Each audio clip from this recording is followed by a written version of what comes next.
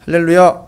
예, 옆에 있는 분 다시 한번 축복합니다. 당신의 대를 이어 강하고 담대한 자들이 나오길 바랍니다. 라고 축복하시기 바라겠습니다. 자, 할렐루야. 여러분, 강하고 담대한 것 어떻게 정리 잘 되셨습니까? 평탄하고 형통한 거 정리되셨죠? 이제 하나님이 원하시는 것은 뛰어난 능력자가 아니라 강하고 담대한 자입니다. 이제 하나님은 그 강하고 담대한 자를 통해서 일을 이루실 줄로 믿습니다. 예, 일 내시는 게 아니라 일을 이루시고 가시는 분신 하나님께서 강하고 담대한 자들로 여러분을 불러주신 줄로 믿습니다. 여러분, 우리 통성경 노래 그냥 불러보자는 게 아니라 좀 확인을 좀 해봐야 돼요. 이게 지금 통성경 노래로 치면 20마당 중에 지금 이게 어디에 해당하는 거냐 좀 짚고 넘어가야 되죠. 그러면 또 불러봐야 되나요? 하나님의 마음, 열방을 향한 꿈, 만나 세대, 신앙계승. 잠깐만요. 만나 세대면은 40년 동안 광야에서 하늘로부터 내려온 만나를 먹고 자란 세대죠. 그러니까 만나를 먹고 자란 세대니까 출애굽 이후 2세대 얘기하는 거. 그러니까 아까 보세요. 루벤, 갓, 므낫세 반지파가 여호수아에게 뭐라고 얘기를 했어요? 우리는 말씀대로 갑니다. 걱정하지 마십시오. 그러니까 여호수아 당신은 강하고 담대하십시오. 그러니까 뭐 하라는 얘기죠? 말씀만 붙잡고 말씀대로만 명령해 주시고 말씀을 제대로만 우리한테 전해 주시면 그걸로 족하겠습니다. 우리 그렇게 갑니다. 변함없습니다. 담대하십시오. 이렇게 얘기했죠. 얼마나 멋있습니까? 그죠? 루벤, 갓, 므낫세 반지파가 이게 바로 만나 세대어들이거든요. 그러니까 이게 지금 만나 먹고 제대로 훈련 받은 거잖아요. 그렇죠? 그러니까 뭐가 된 거예요? 뭐가 잘 된 거죠? 그렇지. 신앙계승이 잘 된 거. 그러니까 지금 여호수아, 사사기, 룻기는 통성경 노래로 의하면 하나님의 마음, 열방을 향한 것, 만나 세대, 사사기 이렇게 가야 되는데, 그죠? 왜 사사기라 하지 않고 사사시대라 하지 않고 신앙계승이라 했냐? 그 사사시대의 혼란함 속에서 신앙이 제대로 계승된 이야기를 하고 싶어 하는 거예요. 그게 무슨 얘기예요? 그게 바로 이제 여호수아로부터 시작을 해서 여호수아, 사사기, 사사시대 때 있었던 룻기 이야기. 신앙계승 이해가 되세요? 그럼 그 신앙계승 첫 번째 누구예요? 대표적인 주자? 그렇지, 여호수아. 그거 멈춰버리셨습니까? 그냥 넘어가지 마시고 오늘 여호수아 1장과 2장을 읽다 보니까 신앙계승 잘된 얘가 누구냐면 그 사이에 또 있어요. 그냥 넘어가면 안 되는 사람이에요. 괜히 등장인물로 왔다가 그냥 쑥 빠져나간 사람들이 아니에요. 오늘 1장과 2장에 이름은 안 나와 있는데 그렇지요. 누구죠? 아니. 여기서 나와 있는 그대로예요. 예, 두 정탐꾼. 자, 이게 신앙계승에 대한 맥락을 잡는 거죠. 여호수아, 두 정탐꾼, 그 다음에 라합. 그걸 그냥 거기서 멈추면 안 되잖아요. 신앙계승이란 틀로 가려면 라합, 그 다음에 보아스, 나오미의 며느리 룻, 여기까지 가야지 신앙계승이 쫙 정리가 되는 거잖아요. 사사시대 때 혼란한 시대 아닙니까? 그죠? 분명히 여호수아와 이스라엘 백성들에게 하나님 뭐라고 명령했죠? 강하고 담대한. 그러니까 뛰어난 지도자를 위한 게 아니었다는 거예요. 벌써 이렇게 사사시대 때 사사들이 뛰어난 지도자로 나온 게 아니었었어요, 여러분. 왜 그런 지도자들이 필요했는지 여러분 이제 이해가 되시죠? 왜 그런 지도자들이 잠깐씩 그 사람들이 영원히 지배했거나 지도자로 세워졌던 게 아니에요. 지파별로 필요했던 사람들이 그때 임시적으로 세워진 거예요. 그러니까 임시 해결사로 나온 거지, 사사들은요. 문제는 뭐예요? 사사가 중요한 게 아니에요. 이스라엘 백성이 원래 여호수아의 메시지대로 어떻게 가야 되는데요? 그렇지요. 강하고 담대하게 가야 되는데 그게 그렇게 되지 못했기 때문에 임시 방편으로 문제 해결사로 잠깐씩 세워졌던 게 바로 누구예요? 사사란 말이에요. 그러니까 사사시대라는 명칭은 있지만 핵심 포인트는 사사가 아니에요. 원래는 하나님이. 어떤 상황이 돼야 되죠? 사사가 그렇지요. 필요 없는 시대가 되었어야 돼요. 그래서 이스라엘 백성들이 어떤 민족이 됐어야 되는 거죠? 여호수아들에 보면 강하고 담대한 백성이 됐어야 되는데 안 됐으니까 사사가 필요한 지경까지 간 거예요. 그런데 그 속에서도 신앙 계승이 이루어졌던 인물들이 있으니 여호수아서부터 보면 여호수아, 두 정탐꾼, 오늘 2장까지 라합, 보아스로 이어지고 룻까지 가는 이게 신앙 계승의 얘기예요, 여러분. 그러니까 사사 시대 때에는 여러분이 그 테마를 뭘로 잡아야 되느냐면 사사라는 인물들에게 포인트를 맞추면 안 돼요. 그러면 우리 사사되자 이런 얘기거든요. 그렇잖아요. 지금까지 메시지가 그래요. 이런 사사와 같은 존재가 됩시다. 내가 이런 훌륭한 인물 됩시다. 자꾸 사사기를 그렇게 풀어냈단 말이에요. 그럼 그런 인물들이 됩시다. 그런 인물들이 나오는 시대가 돼야 된다는 얘기 아닙니까? 제가 밥을 먹어서 그런지 자꾸 힘이 나서 소리가 지금 높아지는데, 잘 보세요. 사사 시대가 오면 됩니까? 안 됩니까? 안 돼요. 그럼 사사가 사사가 필요 없는 시대가 돼야 돼요, 원래는. 그러면, 그렇게 되려면 온 백성이 다 여호수아처럼 강하고 담대한 백성이 됐어야 되는데, 안 됐다는 얘기죠? 그럼 결론은 뭐예요? 여러분 다 답이 나오잖아요. 왜? 각자 소견에 옳은 대로 행했다라는 이런 단순한 대답 말고요. 좀 분석적으로 보면, 여호수아 말씀을 근거로 해서 그 시대를 평가하자면, 여호수아가 대권을 이어받고 난 다음 이후로부터 그 땅에 정복해서 정착해가지고 살아가면서 이 350년이라는 기간 동안 어떻게 된 거예요, 그러니까. 이 백성이 강하고 담대하지 못했다는 얘기는 쭉 원인으로 가니까 그렇지요. 말씀을 어떻게 하지 못한 거지요? 그렇죠. 붙잡지도 않았고, 각자의 소견에 옳은 대로라는 얘기는 뭐예요? 지 멋대로. 이제 요즘에 말로 하면은 내 마음 갈 곳 몰라. 내 마음 둘 곳 없고 내 속엔 내가 너무 많아서 이런 개념이었던 거죠. 그렇죠? 근데 그 담대함이라는 게 뭐였잖아요. 마음을 묵직하게 단단히 먹으라는 거 아닙니까? 그죠? 그게 담대함이었잖아요. 강하고 담대함에. 그러니까 지금 사사시대 때는 전혀 백성들이 그렇지 못했다는 거예요. 정리되십니까? 이렇게 연결되는 거예요. 어려운 게 아닙니다. 그런데 그 와중에도 강하고 담대한 신앙의 계승을 이룬 인물들이 있었으니 잘 보세요. 강하고 담대한 신앙 계승을 그러니까 이제 수식어가 붙네요. 그냥 단순한 신앙 계승이 아니라 강하고 담대함으로 신앙 계승을 이룬 사람들이네요. 그러니까 거기 등장하는 사람들은 다 어떤 사람들이에요? 그렇지요. 그러면 이제 여호수아 강하고 담대하죠. 그다음에 두 정탐꾼 강하고 담대하죠. 라합 강하고 담대한 거예요. 보아스 강하고 담대한 겁니다. 룻 강하고 붙쫓았더라. 기억나십니까? 룻이 그 시어머니를 붙쫓았더라. 붙잡고 마음을 따라왔더라. 이게 딱 뭐가 나오는 거예요, 지금. 이겁니다, 여러분. 뚫리죠?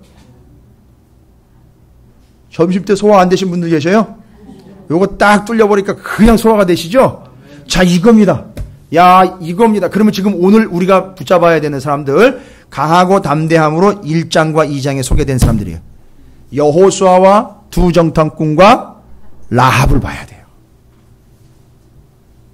이게 연결이 돼서 보아스와 룻에게까지 갔다니까 신앙이 계승이 된 거예요. 그게 시대로는요, 다른 사람들은 그렇지 않고 오히려 강하고 담대하지 못할 때에 강하고 담대한 신앙의 계승자들이 있었던 얘기가 사사시대 때 얘기인 거예요.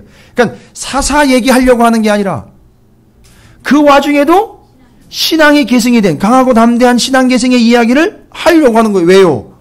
사사 얘기 백날 해보세요. 거기서 오벳이 나오고 이세가 아니에요. 사사 얘기하다 보면 오벳 이세 안 나와요. 오벳 이세가 안 나오면 누가 안 나와요? 예수님. 너무 훌쩍 넘어가 버리셨네. 그래서 다윗이 안 나와요. 다윗이 안 나오면 예수님이 안 나오는 거를. 잘 보세요. 지금 포인트가 어디 있나. 사사시대 때는 사사가 누구고 사사가 몇 명이 이런 거에 포인트 맞추는 게 아니에요. 그 와중에도 강하고 담대하게 신앙계승 내려온 이야기, 거기에 포인트를 맞춰야 되는 거예요. 그래서 신앙 계승 천년 모범 다윗으로 넘어가는 거예요. 이렇게 돼서 어떻게 한번 불러보시겠습니까? 이쯤 되면 이제 졸릴 때예요. 졸리고 이렇게 피곤이 막 몰려. 왜냐하면 휴가철이거든요. 남 놀러 가는 것만 봐도 피곤하고요. 내가 놀러 갔다 와도 피곤한 거고요. 아직 안 갔다 와서 또 피곤한 거예요. 이게 참, 이게 휴가 기간의 특징인데, 여러분. 자, 한번 불러볼까요, 그러면? 예, 통성경 노래 한번 불러보도록 하겠습니다. 너무 자괴감에 빠지지 마십시오.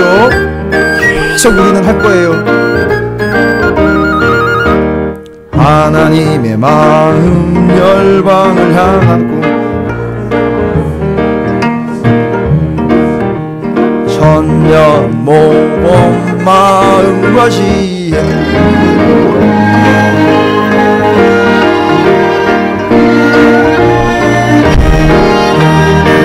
잠깐만요. 반주 없이 하겠습니다.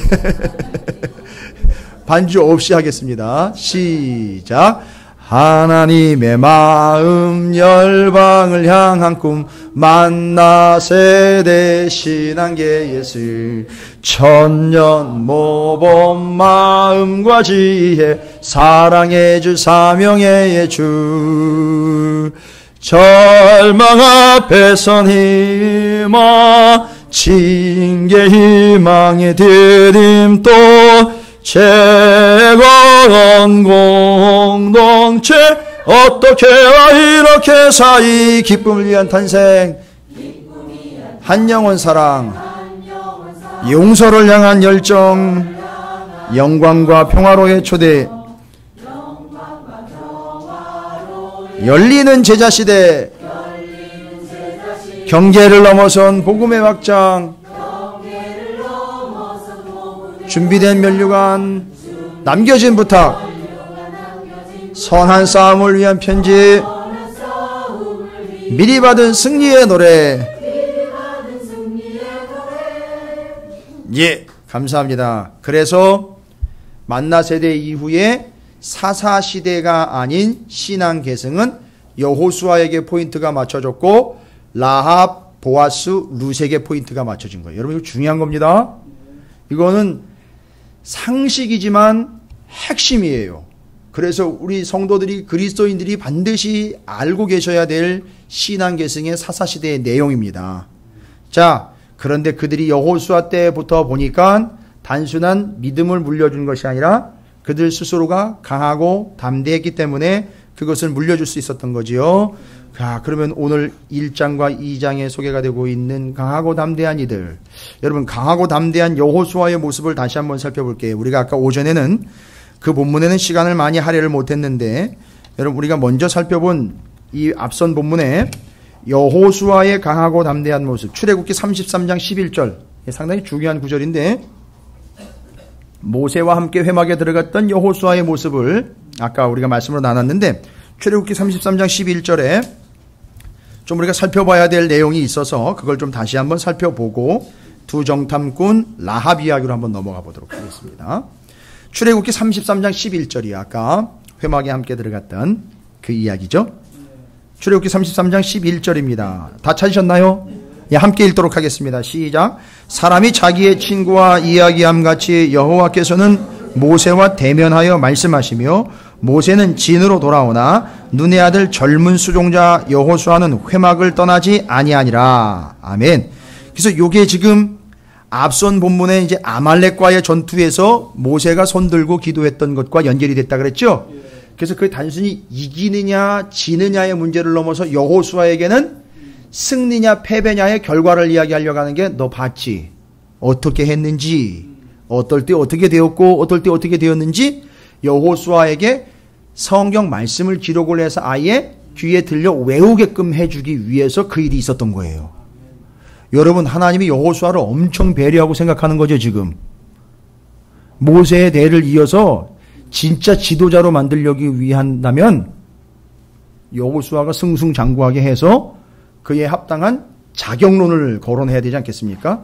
이 사람은 이래서 자격이 되고 이 사람이 이래서 자격. 근데 그게 아니라 어차피 여호수아를 하나님은 결정하셨는데 그가 어떤 인물로 되기를 이제 작업을 하고 계시는 거죠. 강하고 담대. 그러니까 지금 하나님이 책에 기록을 해서 그걸 듣고 외워서 마음에다가 새기게끔 많이 하는 거예요. 그 방법이 하나님 방법입니다. 그런데 눈의 아들 젊은 수종자라고 나와 있어요. 그러니까 지금 그 회막에서 아까도 우리가 얘기 드렸죠. 나눴죠? 그 회막에서 뭐 했다는 거죠? 그 말씀이 기록된 하나님의 말씀을 계속 읽으면서 외우면서 묵상을 하면서 있었던 거예요. 어디서요? 그 회막 안에서요. 그죠? 그런데 그 회막 안에서 그러고 있었던 그 여호수아를 뭐라고 표현했느냐 하면 눈의 아들 젊은 수종자라 그래요. 젊은 수종자. 근데 이게 참 중요한 단어예요. 젊은 수종자니까. 수종자라는 말은요. 몸종이에요. 몸종. 수발두는 몸종이라고 보시면 돼요. 그러니까 모세가 뭘 하면 반드시 쫓아다녀야 돼요. 그리고 모세가 뭘 시키면 바로바로 움직여야 돼요. 그게 수종자라는 뜻이에요. 근데 모세가 여러분 아시잖아요. 내가 어느 누구의 나귀 새끼 한 마리 취한 적이 있느냐. 그런 모세가 여호수아에게 야, 너 나가서 간식 좀 사와라. 내가 이 1,000원 줄 테니까 나가서 간식 한 보따리 사오고 잔돈 500원 남으면 그걸로 저축해. 뭐 이런 식으로 했을까요? 절대 자기 개인적인 용도나 자기 개인적인 이유를 위해서 수종자 여호수아를 부리거나 써먹지는 않았을 거라는 게 제 확신이에요. 그렇죠. 그러니까 수종자라고 했을 때 모세가 명령하는 건 무엇이든지 따라다니면서 반드시 순종했던 수종자면 모세가 명령한 건 뭐예요? 다 하나님의 말씀이죠. 그걸 그대로 따른 거예요. 여호수아는요. 그렇죠. 근데 재미있는 단어는 젊은이라는 단어예요. 젊은. 이걸 이제 어리다라는 단어이기보다는 하여튼 뭐 겉으로 봐도 모세보다는 젊었겠지요. 근데 이게 어리다라는 뜻이 아니에요. 젊다라는 히브리어로는 나아르라는 단어예요. 나아르. 근데 이 나아르라는 단어는 어디로부터 왔느냐면 그 나아르의 앞자 있죠. 나 있죠. 이게 이제 내가 아니라 나라는 히브리어의 단어가 있어요. 나라는 단어가 있는데 그건 뭐냐면 말이 뜻이 움직인다, 불려나갈 준비가 되어 있다 이런 뜻이에요. 그 나라는 단어가. 그러니까 젊다라는 말은 불려나갈 준비가 항상 돼 있어서 움직일 채비가 되어 있는 거예요. 이거 아주 중요한 거예요. 의미를 잘 새겨 놓으시기 바랍니다. 수종자라는 말은 명령이 떨어지면 아니면 또 말씀이 움직일 때마다 같이 움직이는 거지요. 젊은이라는 말은요. 그냥 어리다라는 말이 아니라 항상 준비되어 있다가 움직이는 거예요. 그러니까 준비되어 있다 그러니까 뭘 위해 준비되어 있는 거예요? 움직일 준비가 되어 있는 거예요. 그런데 그 움직이라는 명령이 어디로부터 떨어집니까? 말씀으로부터 떨어지는 거예요. 잘 보세요.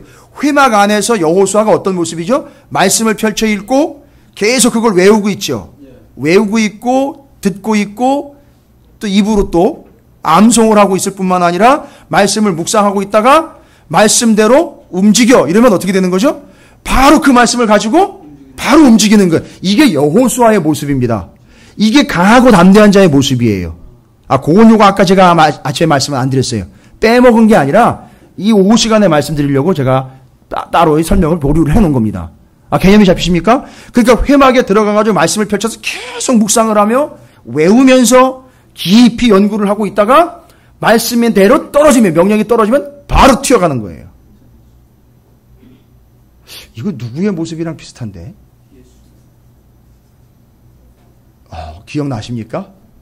어떻게 섰더니 하나님을 향해서 서서 바라보다가 말씀이 바로 떨어지면 선체로 있다가 바로 튀어나가는 거잖아요. 그죠? 그 누구의 모습이었죠? 제사장의 모습이었단 말이죠. 이제 연결이 되시죠? 그러니까 여호수아가 바로 이 강하고 담대함이라는 것이 바로 요걸 이야기했던 거예요. 늘 회막에서 말씀을 붙잡고 있다가 말씀의 명령이 떨어지면 바로 그냥 회막에서 말씀대로 살아야 될 타임이 아니면 그냥 계속 붙잡고 있다가 딱 명령이 떨어지면 바로 튀어나오는 거예요. 그러니까 모세가 이제 부르겠죠. 여호수아 이러면 네! 이러면서 뛰어나가는 거예요. 하나님의 말씀이 딱 하라고 하면 그걸 가지고 뛰쳐나가는 거예요. 근데 말씀을 놓고 뛰쳐나가는 게 아니라 말씀을 끼고 뛰쳐나가는 거예요. 이게 강하고 담대함입니다. 이해가 되시죠? 자, 그러면요, 이 강하고 담대한 여호수아 봤습니다. 그 다음에 이제 중간에 끼어있는 인물 같은데 아주 중요한 두 사람이에요. 누구죠? 두 정탐꾼입니다. 아, 대단한 사람들이에요, 여러분. 근데 이미 결론적으로 이야기하면 이 두 정탐꾼 어떤 사람이겠죠? 이거 누가 세운 겁니까? 누가 보낸 거죠? 아예 투표해가지고 세운 거 아닙니다. 여호수아가 아예 뽑았어요. 여호수아는 경험이 있잖아요. 그죠? 에브라임의 우두머리로 자기가 나갔어요. 그리고 그동안에 하나 살아있는 사람이 있죠. 갈렙이 있죠. 몇 명이죠? 그때? 12명이죠. 12명 중에 2명만 강하고 담대했죠. 오늘 얘기를 하면 그렇게 된 거죠. 근데 이번에는요. 이번에는 몇 사람이죠? 2사람이에요. 그러니까 여호수아가 이 2사람은 뭘로 뽑았겠습니까? 모세가 여호수아를 지목하고 하나님도 여호수아를 지목한 이유는요? 강하고 담대함이죠? 여호수아가 그 둘을 지목한 이유는요? 똑같은 이유예요.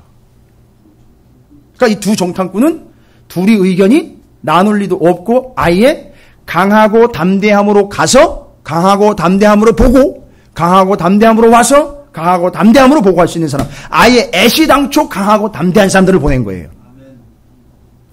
근데요, 이 2사람요 대단합니다. 둘이 알아서 여리고성에 들어가서 거기를 정탐을 해야 되고 위기 상황이 닥치면 자기는 알아서 거기서 대처해야 돼요. 여기 별거 아닌 것 같은데요. 지금 우리나라에 큰일이 하나 터졌잖아요. 그죠? 저 위에서 내려와가지고 목함 지뢰를 설치를 하고 바로 올라갔다는데 참 안타까운 일이 아닐 수 없습니다. 저도 군대를 갔다 왔지만 어떻게 그런 일이 있을 수 있는가 싶은 마음도 들지만 여러분 어떻게 진짜 그렇다면 이건 보통 일이 아니거든요. 정말 보통 일이 아닙니다. 이거 얼마나 훈련이 돼야지 그런 걸 또 할 수 있고 또 우리는 얼마나 훈련이 돼야지 그런 걸 막아낼 수 있을지 생각해 보십시오, 여러분. 이건 보통 이게 민감하고 심각한 게 아닌데 여러분 이 둘은요. 죄송합니다. 목함지뢰가 아니에요. 이건 가미가제 특공대예요. 자기가 죽을 각오하고 들어가는 거예요, 여러분. 걸리면 죽는 거 아닙니까? 그죠? 예, 제가 자꾸 이제 군대 얘기하는 건 이제 광복 70년도 됐고 자꾸 가미가제 얘기하고 막 이러는데 저 사람들이 좀 깨달았으면 좋겠어요. 자, 바로 이런 부분으로 확인을 하자면은 이 2사람은요. 숫자로 한번 따져볼까요? 전쟁에 나갈 수 있는 자들이 출애굽한 사람들이 몇 명이에요? 60만이었죠. 광야 어지간히 지나고 난 다음에도 또 계수를 해보니까 여전히 변함이 없었어요. 자, 그 얘기로 하면요. 어떻게 돼? 이 2사람이 이게 개념이 잡히세요? 몇만 분의 몇이에요?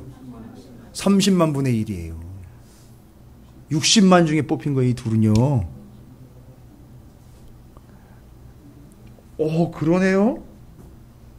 그죠? 이게 그냥 넘어왔는데 이게 그냥 단순히 넘어갈 얘기가 아니네, 그죠?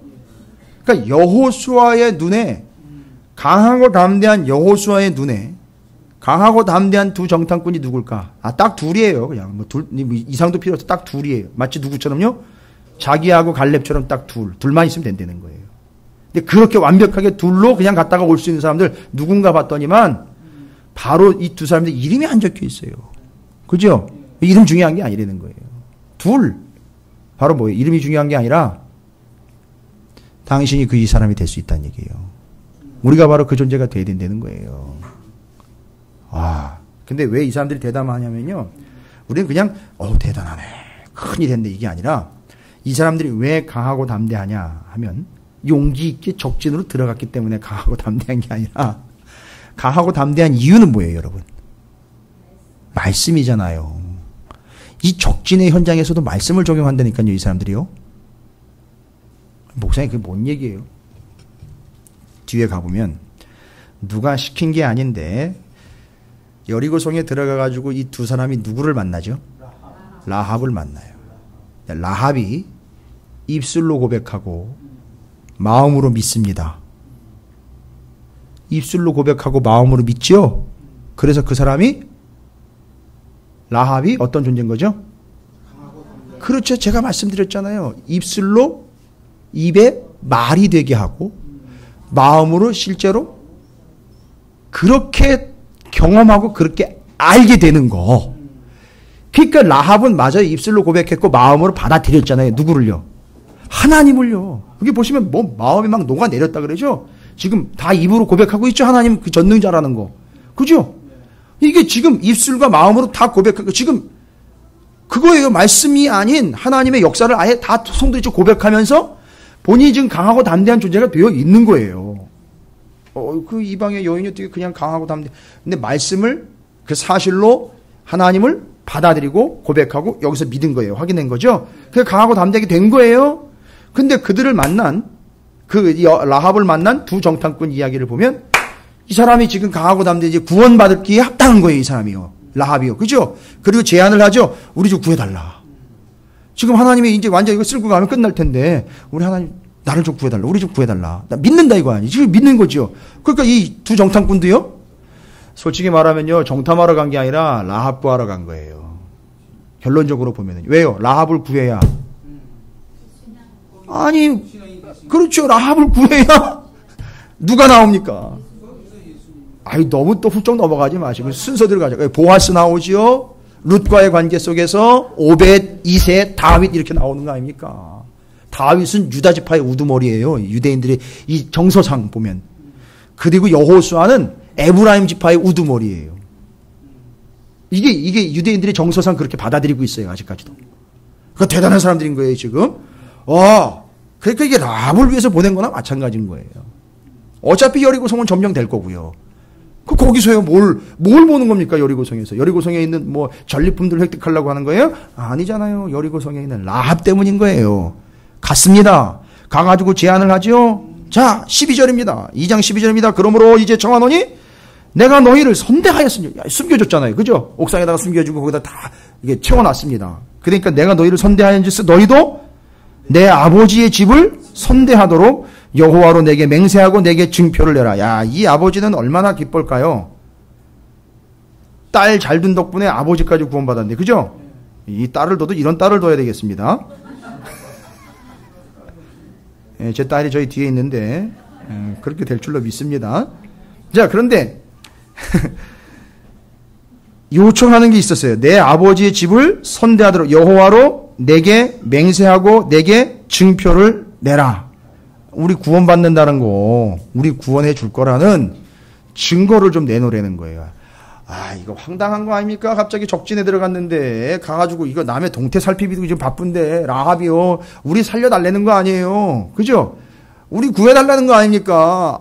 이거 어떻게 해야 돼요? 이거 우리는 지금 원래 여기 온 사명은 뭐예요? 명목상으로는 정탐을 해가지고 파악을 해야 되는데 여자한테 발목 잡힌 거예요. 누가 기생 아니랄까봐 이런 개념으로 받아들이면 안 돼요 또. 근데 악착 같은 거예요. 악착같이 붙잡고 매달리는 거예요. 이 여자가 지금 자기 살기 위해서는 반드시 여기서 승부가 나야 된다는 거거든요. 어떻게 하겠느냐 이거예요. 우리 어떻게 사느냐. 내가 그걸 믿고 믿음으로 당신들 받아들인 거다. 난 말씀을 받아들이는 것처럼 정탐꾼들이 들어올 때 난 하나님을 맞는 것처럼 그렇게 맞았다. 그러니까 이 여자가 이야기하는 걸 쭉 들어보니까 기가 막혀요. 어디서부터 얘기가 쭉 시작됐어요? 여자가 고백하는데? 출애굽부터 알고 있는 거예요. 출애굽 이야기부터 알고 있다고요. 이게 유대인들이 유명해진 건가? 정말로. 대단하긴 하죠. 애굽이라는 거대 제국을 지금 치고 나온 거니까요. 대단한 겁니다. 그러니까 출애굽 이야기부터 알고 있는 거죠. 출애굽, 그죠? 그러면 여러분 출애굽이니까 뭐를 다 알고 있는 내용이잖아요. 어떻게 해서 나왔는지 알 거 아니에요. 그죠? 무슨 일이 있었죠, 거기서? 그게 테마가 된 거예요, 지금. 두 정탐꾼하고 라합하고 구원받는지 안 받는지 여기서 지금 너희들이 애굽에서 나올 때 구원받아 나온 것처럼 나 여기 여리고성에서 어떻게 구원받느냐? 틀이 똑같은 틀이에요. 어떤 틀이에요? 그때 어떻게 구원받았죠? 양을 잡아서 피를 발라서 그걸 보고 넘어가는 거죠. 지금 그 틀이에요. 보이세요? 제 성경에는 다 나와 있는데 여러분 성경에도 나와 있죠. 예, 꼭 정품 성경 사용하세요. 증표를 내라 그랬어요. 증표를요. 벌써 이 증표를 내라는 얘기 자체가 그걸 염두에 두고 있는 거예요. 우리가 여기서 이 성에서 우리가 구원받는다라는 거 어떻게 어떤 방법으로 어떤 틀로 너희들 애굽에서 구원받은 것처럼 나는 어떻게 해야 구원받느냐. 나 그런 식으로 구원받기를 원하는데 어떻게 해야 되느냐 물어보는 거죠. 그리고 나의 부모와 나의 남녀 형제와 그들에게 속한 모든 사람을 살려주어 우리 목숨을 죽음에서 건져내라. 다른 데서 다 곡소리 날 때 우리 집에서는 구원의 찬양이 나오게 해달라는 얘기 아닙니까? 이게 지금 얘기하는 게 가만히 보니까 건방진 게 아니라 믿음이에요. 믿음. 어때처럼 어느 때처럼 너희들 애굽에서 나올 때처럼 나도 그런 경험하고 싶다는 얘기예요. 그렇게 구원받고 싶다는 얘기 아닙니까? 근데 이 12정탐꾼이 기가 막히게 알아차리죠. 그래가지고 제안을 하는데 뭐 쭉 얘기합니다. 라합이 그들을 창문에서 15절에 달아내리니 그의 집이 성벽 위에 있으므로 그가 성벽 위에 거주하였습니다. 전망 좋은 데 사네, 그죠? 펜트하우스에 살고 있었습니다. 다 보여요. 안과 밖이 다 보입니다. 정탐하기 아주 좋은 데예요. 라합이 그들에게 이르되 두렵건대 뒤쫓는 사람들이 너희와 마주칠까 하노니 너희는 산으로 가서 거기서 사흘 동안 숨어 있다가 뒤쫓는 자들이 돌아간 후에 너희의 길을 갈지니라. 그 사람들이 그에게 이르되 내가 우리에게 서약하게 한 이 맹세에 대하여 우리가 허물이 없게 하리니. 잘 보세요. 이제 약속한 대로 해줄 텐데 우리가 이 땅에 들어올 때에 우리를 달아내린 요 창문에다가 어떻게 하래요? 이 붉은 줄을 내고 내 부모와 형제와 내 아버지의 가족을 다 내 집에 모으라. 두 정탐꾼은요 무슨 정보를 동원했죠? 이거 판단해내야 되잖아요. 이 여자 어떻게 구원해낼 건가 판단해야 되죠? 그런데 그걸 다른 데서 정보를 얻지 않고 뭐 신용카드라든지 신분증을 가져온 게 아니라 전화번호를 딴 게 아니라 출애굽할 때처럼 그렇게 해야 된다는 거죠. 여기서 양을 잡을 수 없으니 양과 잡는 것과 똑같이 그렇게 우리가 문설주에 피를 발라서 빨간 피를 보고 넘어간 것처럼 너가 그 빨간 실을 달아매면 우리가 그걸 보고 너희 집은 넘어간다. 구원받는다. 뭔 사건을 적용한 거죠? 이런 절대절명의 상황에서 말씀을 그대로 적용하고 있는 거예요. 여러분 보이세요? 그래서 그걸 또 제안을 하니까 이 라합은 그걸 그대로 받아들여요. 그리고 사람들이 나가자마자 붉은 줄을 내려드려요. 이건 뭐예요? 뭐를 한 거나 마찬가지죠. 라합이 출애굽대로 이야기하면 피를 바른 거나 마찬가지라는 거예요. 여러분 이 붉은 줄이요 그냥 나오는 게 아니에요. 이 두 정탐꾼이 이럴 때에는 정확하게 그 출애굽 사건과 그 붉은 피의 의미를 잘 적응을 해서 라합이 눈에 띄지도 않게 그죠? 이건 얼마나 민감한 거예요. 그거 보고 저 뭐야 저거 이러면 걸리는 거 아닙니까? 그죠? 자연스럽고 문제없고. 그런데 어쨌든 성경적인 게 가장 자연스럽고 문제없는 거예요. 근데 바로 출애굽 사건을 적용을 해버렸습니다. 이 두 정탐꾼이 그래서 대단하다는 거예요. 다른 방법을 쓰지 않고 출애굽을 그대로 적용을 해가지고 빨간 줄 내려드리는 거예요. 그럼 이 사람들은요 성경에 대한 이미 배경 지식이 가득 있었던 거예요. 잘 볼까요? 그러면 레위기 한번 보십시오. 레위기 14장 4절입니다. 이건 레위기의 말씀인데 출애굽하고 난 다음 얘기예요. 레위기 14장 4절에 정함과 부정함 나오지요. 부정함은 곧 뭐가 연결되죠? 그렇죠. 죽음과 연결되는 거예요. 그러니까 정결함은 곧 구원을 이야기하는 거예요. 생존을 이야기하는 거죠. 근데 레위기 14장 4절에 보니까 이렇게 기록이 되어 있네요. 함께 읽도록 하겠습니다. 자, 시작. 제사장은 그 정결함을 받을 자를 위하여 명령하여 살아있는 정결한 새 2마리와 백향목과 홍색실과 우슬초를 가져오게 하고. 할렐루야. 여기 홍색실이 나오잖아요. 홍색실은 뭐를 의미하는 거지요? 정결함, 죄사함을 이야기한다는 거예요, 결국. 그러니까 이 레위기의 정보를 적용을 해준 거란 말이에요. 와우 해 주십시오.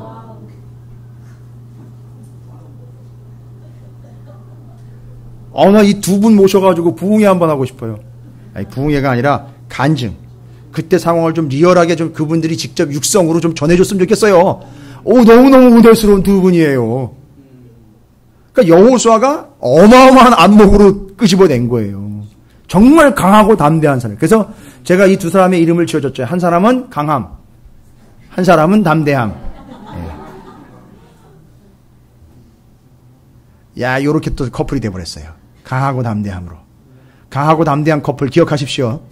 예, 제가 이제 주중에 계속 미는 단어들이 있어요. 지난번에 여술은 밀었습니다. 이제 강하고 담대한 커플 밉니다. 기억하십시오. 야, 이거였어요. 이 강하고 담대한 이 두 커플 있잖아요. 이 두 정탐꾼. 와, 레위기 출애굽기 얘기, 그 다음에 라합이 출애굽기 얘기 딱 하면서 그때부터 알아본 거예요. 야, 이 사람 구원받을 만한 자격이 있다. 그러니까 이 사람 살려내야 된다. 어떻게 살려내야 되냐? 그 출애굽기 때, 그때, 그 장자 재앙 때 피 바른 거 그거 적용해야 된다. 근데 이 사람은 지금 양을 잡을 수 있는 상황이 아니다. 어떻게 해줘야 되느냐? 레위기의 홍색실이 쫙 정리가 되는 거예요. 이게 정리가 되면서, 야, 이 여인에게는 홍색실로 사인을 줘야 되겠다. 그것이 바로 피를 바른 것이고, 그가 순종함이 곧 바르는 거나 마찬가지니까 구원받는다. 기가 막히게 바로 그걸 적용을 해버렸어요. 아, 두 정탐꾼 대단하죠? 그러니까 이 사람들이 뭐예요? 강하고 담대한 거예요.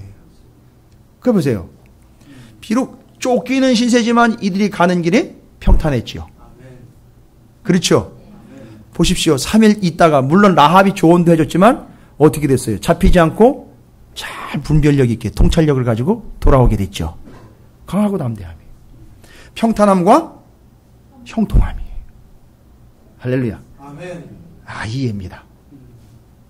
그러니까 이 두 정탐꾼 대단한 사람들이에요. 한번 그 뒤에까지 다 읽어볼까요? 19절부터 누구든지 내 집 문을 나가서 거리로 가면, 아, 이거 출애굽 때 얘기하는 거잖아요. 그때 장자 재앙 때 얘기하는 거죠. 나가면 안 된다고 분명히. 근데 그걸 그대로 적용을 해주네요. 아이, 목사님 그게 설마 그런 얘기겠어요? 아니요, 이거 40년 전 얘기예요. 자기네가 구원받은 이야기를 다시 구원받아야 될 이 여인에게 가르쳐주고 있는 거예요. 왜냐하면 그때처럼 그렇게 될 거니까. 얘기합니다. 내 집을 나서서 거리로 가면 그의 피가 그의 머리로 돌아 죽는다는 얘기예요. 우리는 허물이 없으리라. 우리는 알려줬다. 얘기해줬다. 그러니까 우리한테 잘못 없어. 네가 나가면 너가 죽는 거야. 그 얘기인 거죠. 그 다음에 그러나 누구든지 너와 함께 집에 있는 자에게는 손을 대면 그의 피는 우리 머리로 돌아. 우리가 책임진다 이거예요. 집에 있는데 누가 손을 댔다 그러면 넌 죽는 거야. 그래서 이스라엘 백성들이 여리고성에 들어와서 쫙 훑고 나갈 때 이 집은 오케이. 그리고 넘어간다는 거예요. 마치 그때 누가 그랬던 것처럼요. 6월절에 하나님의 죽음의 사자가 오케이 하고 넘어갔던 것처럼 그렇게 넘어간다는 거예요. 이게 6월절 여리고성에서의 6월절인 거예요, 여러분. 거기서 예수님의 후손이 나오는 거예요. 예수님이 나오시는 거예요, 여기서. 이 의미로 나오는 거예요, 그러니까. 자, 그래서 20절에 내가 우리의 이 일을 누설하면 내가 우리에게서 서약하게 한 맹세에 대하여 우리에게 허물이 없으리라 하니 비밀을 보장하라는 거죠. 지키려는 거죠. 끝까지. 그냥 라합이 이르되 21절에 라합이 얘기하는 거 잘 들어보세요. 너희의 말대로 할 것이라 하고 그들을 보내어 가게 하고 바로 가게 하고 그 다음에 어떻게 했어요? 붉은 줄을 창문에 맸다라고 이야기해요. 할렐루야. 그러니까 라합이 어떤 존재예요? 강하고 담대한 존재라는 거예요. 믿음으로 바로 순종에 올립니다.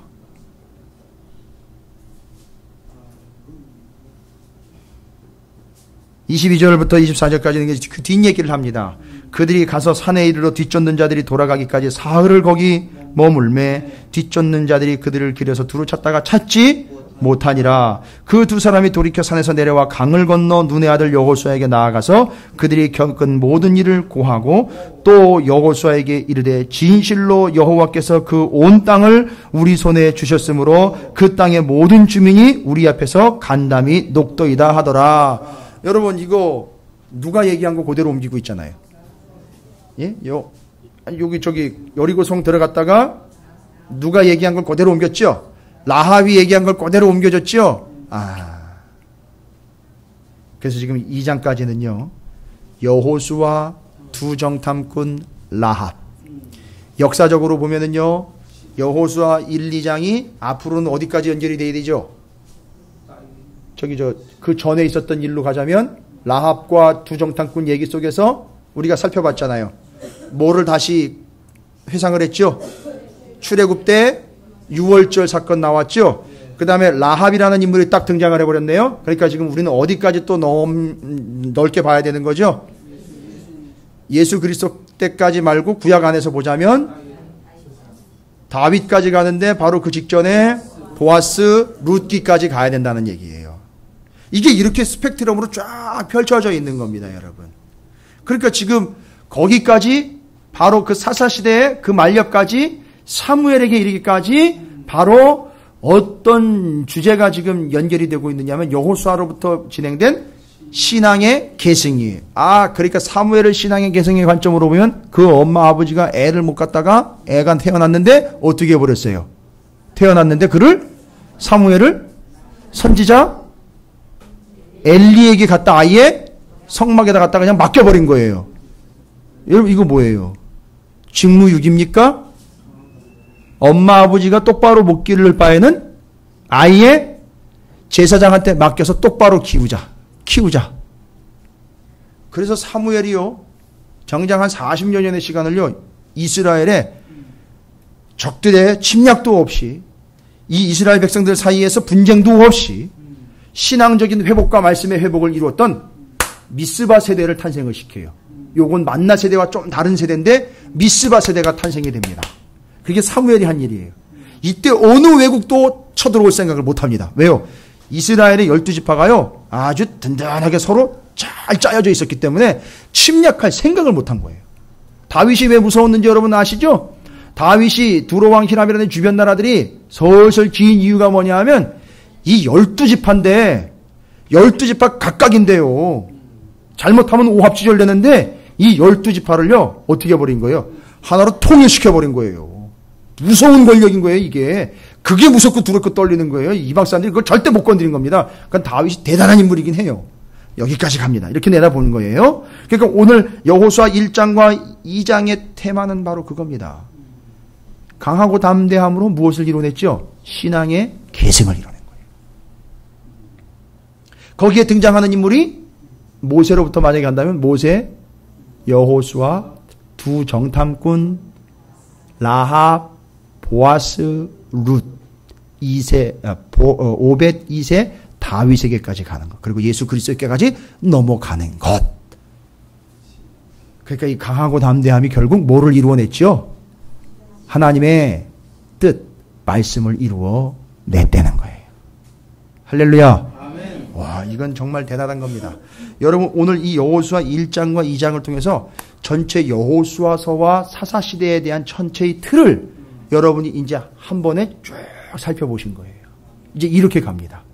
그러니까 사사시대 가면 사사들에게 포인트가 맞춰지는 게 아니라 하나님의 강하고 담대한 뜻이 어떻게 그 속에서 이루어져 가는지 신앙의 계승의 성공 사례인 룻 이야기, 보아스 이야기가 거기에 핵심인 거예요. 원래는 사사시대 때.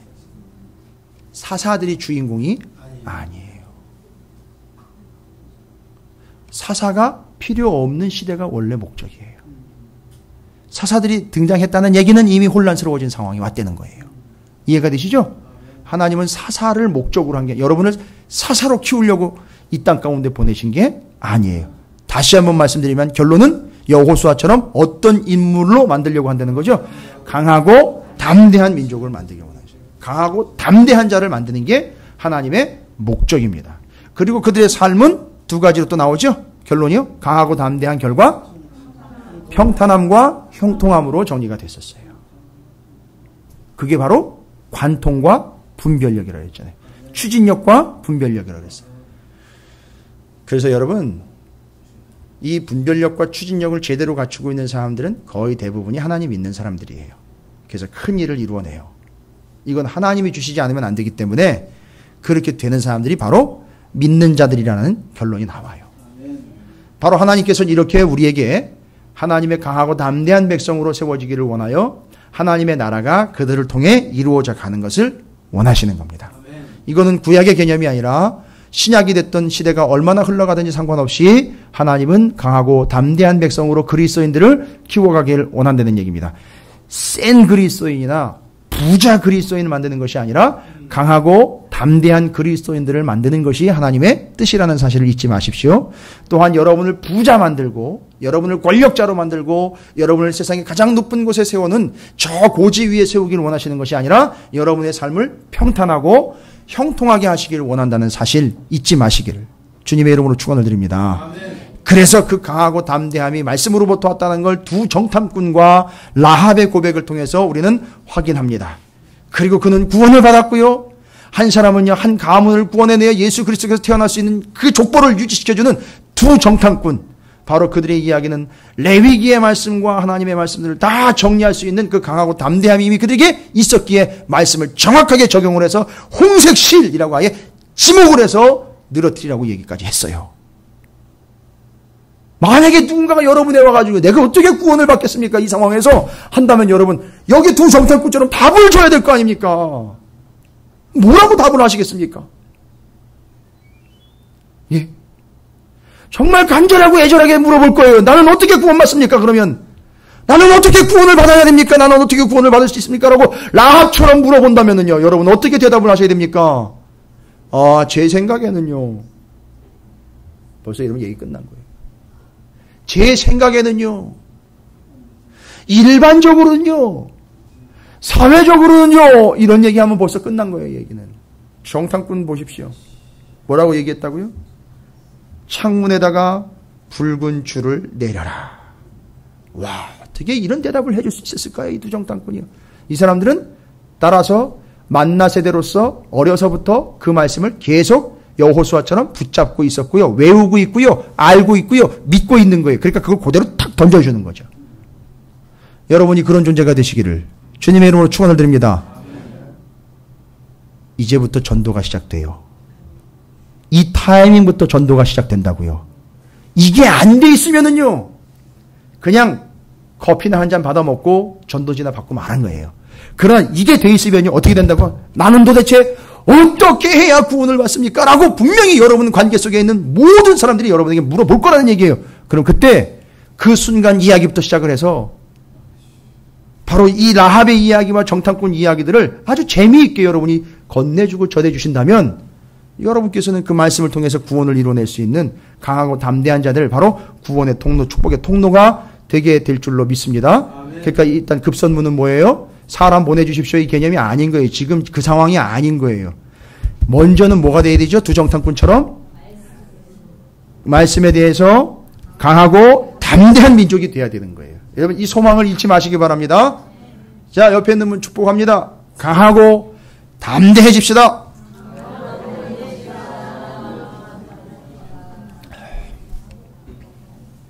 바로 적용하잖아요. 두 정탐꾼. 여러분이 바로 그렇게 적용하시게 되시기를 주님의 이름으로 축원을 드립니다.